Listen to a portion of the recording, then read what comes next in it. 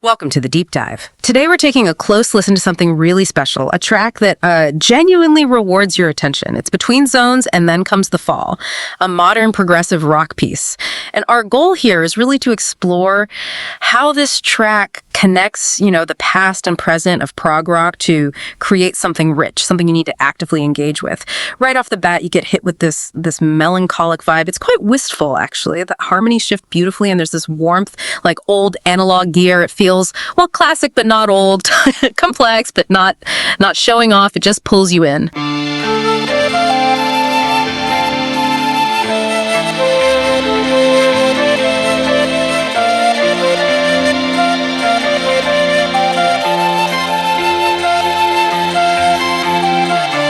Yeah, it's fascinating, isn't it?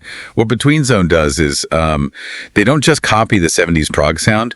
They take those elements, the keyboards, the guitars, that whole lush texture. Breaking all the time. Lost in broken seasons. It's not just nostalgia. It's like they've evolved it, taken the core of that era, and given it new life, new meaning.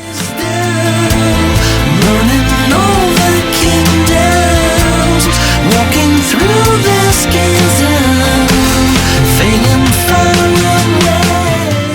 away. And speaking of compelling, beyond just the sound, the rhythm is something else. It starts in a pretty standard 44 time, feels very grounded, but then, almost without you noticing, it shifts into 64. Break all of your paces.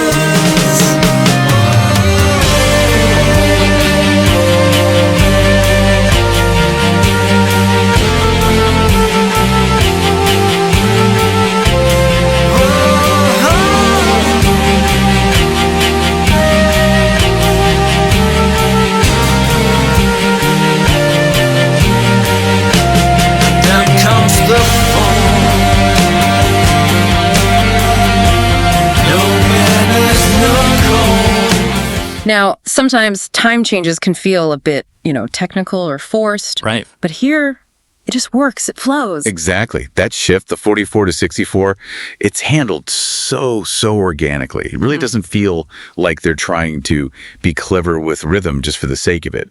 It's more like a natural breathing pattern for the music, like the phrase just needed that extra space. This band clearly cares more about the emotional flow, the overall cohesion than just technical flashiness, which is why it works so well, I think. The rhythm serves the feeling, not the other way around. Yeah, that makes sense. And a huge part of that vintage yet unique feel has to be the Mellotron, right? It's such an iconic prog instrument. What exactly gives it that special sound, especially here? Yeah, it's definitely unique. An electromechanical beast, really. Oh. Big in the 60s and 70s. Think King Crimson, Genesis, Moody Blues. They all used it. Yeah. Its magic comes from these magnetic tape loops inside. Each key plays a recording of a real instrument. So it's not digital, it's physical tape. That gives it this inherently organic, but also kind of fragile, slightly unstable sound. Almost eerie sometimes. That little bit of imperfection creates this dreamlike quality, or maybe nostalgic. In this track, And Then Comes the Fall, you hear it doing flute-like sounds in the intro and verse. Very classic. But then later there's this solo passage where it sounds more like a clarinet or maybe a sax. It really adds to that emotional, slightly disoriented feeling.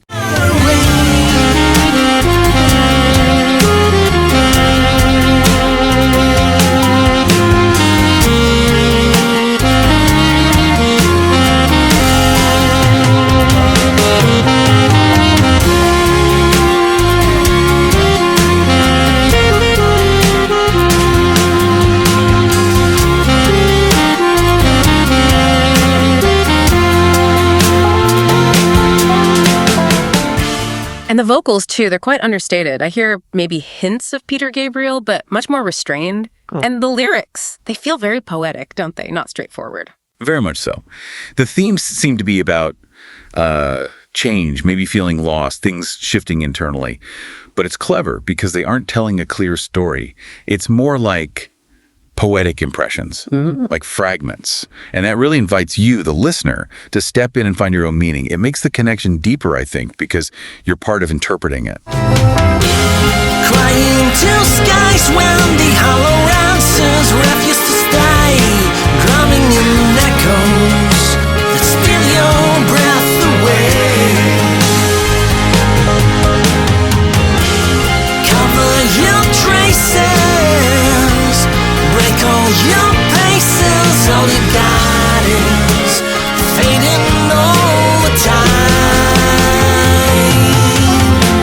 That idea of deeper connection seems built into the song structure, too.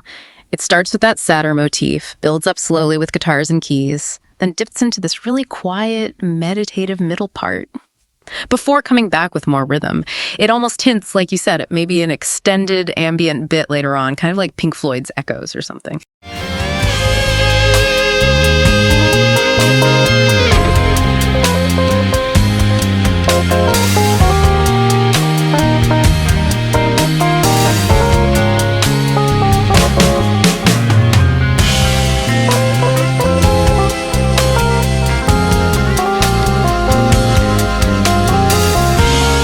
Yeah, and if you think about where music is now, this track is deliberately pushing against the stream, isn't it? It's clearly not made for, quick consumption on a playlist or background listening.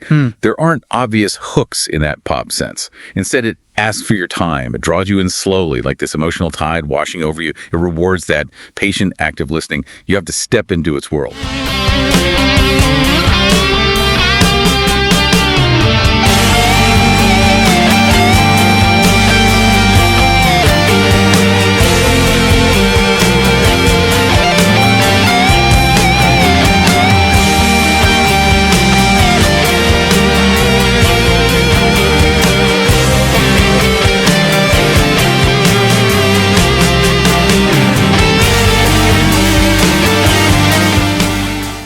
So what does this all mean for you listening?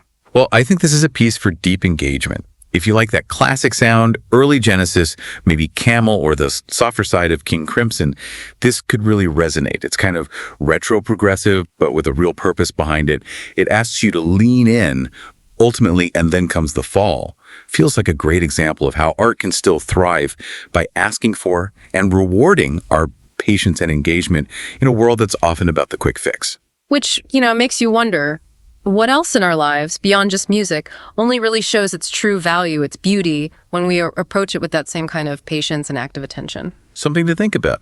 We definitely encourage you to check out And Then Comes the Fall by Betweenzone. Spend some time with it, see what you discover.